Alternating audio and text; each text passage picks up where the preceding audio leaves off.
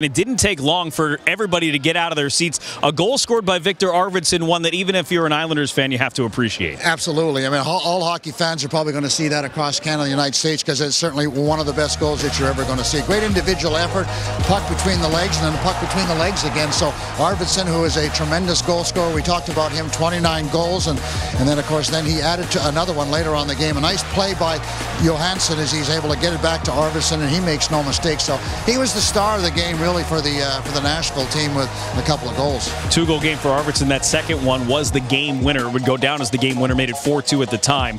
Wound up being a 4-3 final score. 9th career two-goal game for Victor Arvidsson. The reason why it was the game winner is because Anders Lee got the third goal of the game for the New York Islanders. His first game here at home as the captain. What'd you make of his performance? I thought he played very well, too, and he got an awful lot of chances. Could have scored 3 or 4 goals. He was around the front of the net. Most of his plays were from in tight, and eventually he does get one, and a tremendous individual play. Nice pass by Barzal, but what an individual play by Anders Lee as he takes that pass from Bailey off his right skate, kicks it up, gets his own rebound, and then shovels it by. We've seen that a whole bunch of times, and we'll continue to see that, but a good, solid effort. But he had better chances than that, Brendan, during the hockey game and couldn't beat the goaltender, who I thought had a pretty decent game. 5 shots on goal for Anders Lee, who had the power play goal right at the end of the second period that brought the Islanders back in it. And now 9 points or 8 points in 9 games in his career against Nashville.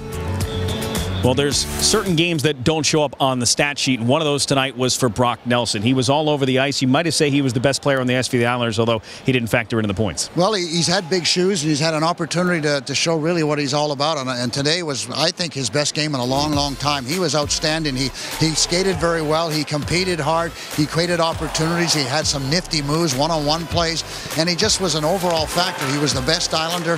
He continued to, like I said, play with a lot of intensity, a lot of energy, gave himself plenty of chances to score goals, drove to the net, and he was good on face-offs. So really, he didn't do anything very, very wrong out there. Had a real strong game. So I think that again, the coaching staff would be real pleased with the effort of Brock Nelson. He's in a big spot there, and he's taking advantage of that opportunity.